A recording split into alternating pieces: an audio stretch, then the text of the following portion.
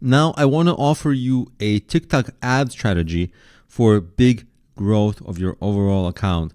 So with every post, each time you make a new video, when you launch that video, of course you want to use hashtags in your posts, text, and some descriptive text to get people interested. And then you want to run ads to get likes on engagement on that new video. And the idea is that for the hashtags you set, you might go trending because you'll get a very high acceleration of likes, comments, subscribers, engagement, shares, etc. And when you go trending on TikTok, they promote you like crazy because millions of people see you. Maybe not millions, but like thousands and thousands and thousands. Of course, you'll be competing with many other TikTok creators, so it's not easy and it's not a guarantee that you're going to go trending, but you're giving yourself that chance.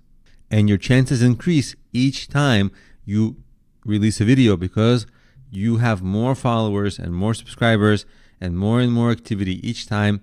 And of course, your videos get better over time. So each time you create a new video and make a new post, you'll get more likes, more shares, more overall activity, and you'll boost that with the ads. And that combination will give you the chance to go trending or get promoted and be seen much more, which will promote whatever you're promoting at a much better level.